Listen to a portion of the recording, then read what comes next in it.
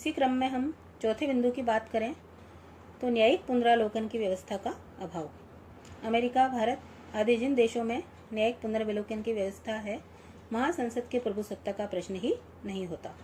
लेकिन ब्रिटेन में न्यायिक पुनरावलोकन की व्यवस्था नहीं है।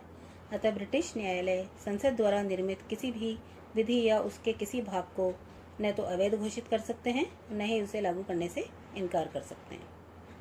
अगला प्रमुख बिंदु है संसदीय संप्रभुता पर सीमाएं। अब हम इस बात पर चर्चा करेंगे कि यद्यपि वैधानिक दृष्टि से ब्रिटिश संसद एक संपूर्ण प्रभुता संपन्न है और उसके द्वारा किसी भी प्रकार के कानून का निर्माण किया जा सकता है, किंतु प्रत्येक वैधानिक तथ्य राजनीतिक सत्य नहीं होता है। व्यवहार में संसद की प्रभुसत्ता पर अनेक प्रतिबंध हैं, जिनकी विवेचना हम अग्रलिखित रूपों में कर सकते हैं। पहला है जनमत। वर्तमान समय में 1911 और 1949 के अधिनियमों के द्वारा लॉर्ड सभा की शक्तियां बहुत अधिक सीमित हो गई हैं, जो कि ब्रिटिश संसद का उच्च सदन है। और आज संसद की प्रभुसत्ता का जो तात्पर्य है, केवल लोक सदन की प्रभुसत्ता से ही लिया जाता है। दूसरा, नैतिक बंधन। वैधानिक दृष्टि से संसद प्रभुसत्तावान है, लेकिन व्यवहार में संसद के द्वारा नैतिक धारणाओं के विरुद्ध किसी भी कानून का निर्माण नहीं किया जा सकता। तीसरा है परंपराएं। ब्रिटेन के राजनीतिक जीवन में परंपराओं की भी महत्वपूर्ण भूमिका है।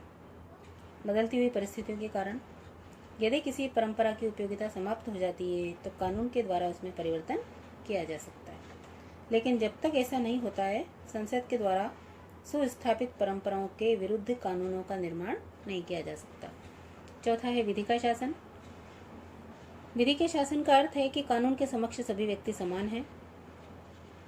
विधि का शासन और संसद के प्रभुसत्ता परस्पर आश्रित तथा संबंधित हैं।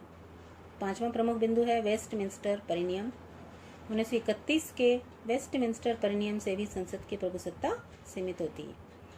इसमें यह उल्लेख किया गया है कि 1931 के बाद से ब्रिटिश संसद अधिराज्यों के लिए कोई भी अधिनियम उस समय तक नहीं बनाएगी जब तक कि किसी अधिराज्य की संसद द्वारा ब्रिटिश संसद से इस हेतु प्रार्थना नहीं की जाए। अगला बिंदु है प्रदत्त व्यवस्थापन। ब्रिटेन में संसद का कानून निर्माण संबंधी कार्य बहुत अधिक बढ़ जाने के कारण इस प्रकार के व्यवहार को अपना लिया गया है कि संसद कानून की केवल मोटी रूपरेखा निर्धारित करती है और विभिन्न नियम तथा उपनियम बनाने का जो कार्य है वो प्रशासनिक विभागों को सौंप दिया जाता है। यही प्रदत्त व्यवस्थापन है। अगला प्रमुख बिंदु है अंतर्राष्ट्रीय कानून और संगठन। अंतर्राष्ट्रीय कानूनों के द्वारा ही भी ब्रिटिश संसद की संप्रभुता को सीमित किया जाता है। इस प्रकार से संसद के प्रभुसत्ता का अर्थ ये नहीं है कि ब्रिटेन की संसद जैसा भी चाहेगी वैसा कानून बना सकती है, परंतु इसका इतना अर्थ अवश्य है कि वे कैसी भी विधि बनाए, उसके द्वारा निर्मित विधि को ब्रिटेन में किसी भी न्यायालय या न्यायिक अधिकारी के समक्ष किसी भी आधार पर चुनौती नहीं दी जा सकती। धन्यवाद।